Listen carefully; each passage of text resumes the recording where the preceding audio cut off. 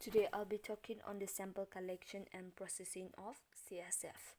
So before I talk on the sample collection, I'll just give a brief introduction on the proper collection and transport of the clinical specimen and also on the CSF.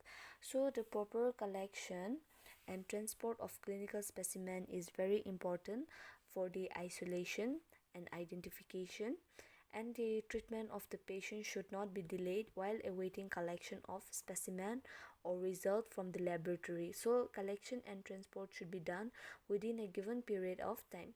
So coming back to the CSF, this CSF cerebrospinal fluid should be processed in a microbiology laboratory within 1 hour after the collection, or it should be inoculated into trans isolate, that is the TI medium, for transporting to to another lab if processing within 1 hour is not possible. So this coming to the sample collection. The collection of the CSF is an invasive procedure and should only be performed by experienced personnel under the aseptic condition, and CSF sample is obtained by a physician via lumbar puncture in lumbar 3 and lumbar 4 region, and the sterile technique is always used to reduce the risk of infection, and care must be taken to avoid injury to neural tissue. So this CSF is the best clinical specimen to use for the isolation, identification, and characterization of the etiological agents like such as Haemophilus influenza, Streptococcus pneumonia, and other pathogens in some cases. So here I have given the picture of the kit of CSF collection.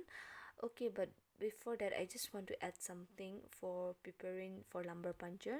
So if possible, 3 tubes like 1 ml each for CSF should be collected for microbiology, biochemistry, and cytology.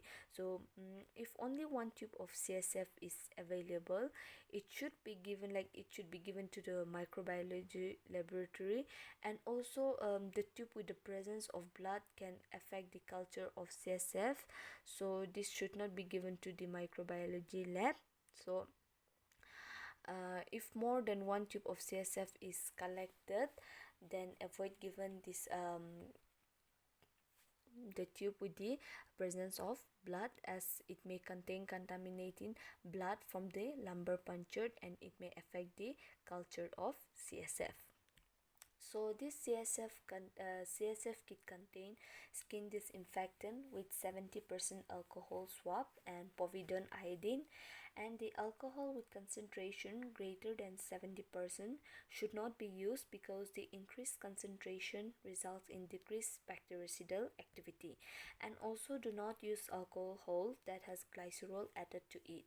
Now the next kit we have, the next material we have in the kit is sterile glove, a sterile gauge, then a surgical mask, adhesive bandage, lumbar punctured needle, 22 gauge by 89 mm for adult, and 23 gauge by 64 mm for children. Then the sterile screw cap tubes, syringe and needles, then the transport container, then the TI medium, trans-isolate medium if CSF cannot be analyzed in a microbiological laboratory immediately, and this TI should be refrigerated at 4 degrees centigrade, and also venting needle is required if TI is being used.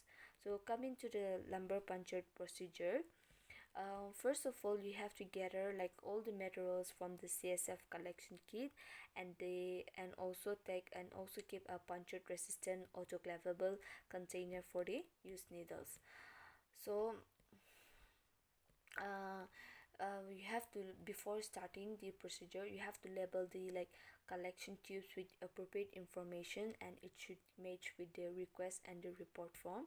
Then ensure that the patient is kept motionless, it's just say here in the given picture, during the lumbar puncture procedure, either sitting or lying on the side with his or her back arch to forward so that the head almost touches the knee in order to separate the lumbar vertebrae during the procedure.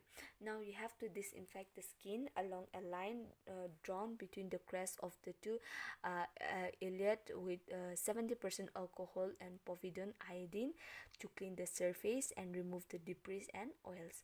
Now allow to dry completely.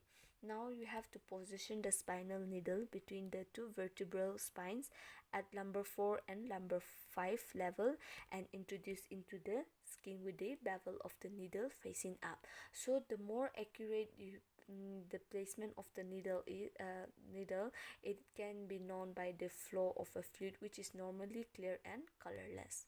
Now remove CSF 1 ml minimum and if possible 3 to 4 ml and collect it into a sterile screw cap tubes. If 3 to 4 ml CSF is available, you have to use 3 separate tubes and place approximately 1 ml into each tube. Now you have to withdraw the needles and cover the insertion site with an adhesive bandage, then discard the needle in a puncture resistant autoclavable container. Now transport the CSF to a microbiology laboratory within 1 hour for culture and analysis. So if that is not possible, you have to inoculate CSF into TI medium, and if so it is not available, you have to incubate CSF at 35 to 37 degrees centigrade with 5% carbon dioxide and store in a approved location. So this is all about the procedure of the collection of the CSF. And coming to the transportation of the CSF, here we are I'll be talking about two types of transporting. One is inoculating and transporting in the TI medium, whereas one is inoculating and transporting without the TI medium. So this let us first talk about on the inoculating and transporting TI medium. So this TI is a biphasic medium which is useful for the primary culture. It can be used as a growth medium as well as a holding and transport medium, and this TI medium should be stored at 4 degrees centigrade and warm to room temperature, that is 25 degrees centigrade before you use. Now you have to label the TI bottle with the appropriate information where it should match with the request and the report forms.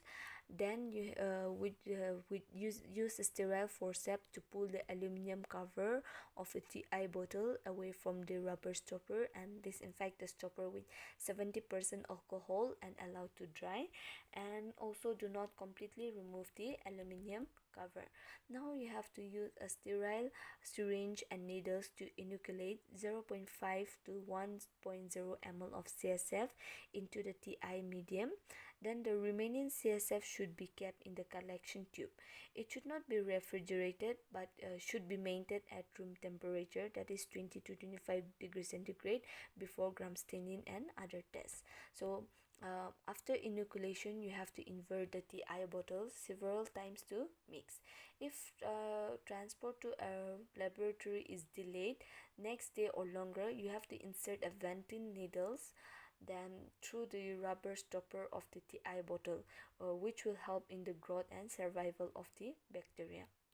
Now you have to incubate the inoculated TI medium at 35 to 37 degrees centigrade with 5% carbon dioxide overnight or until transport is possible.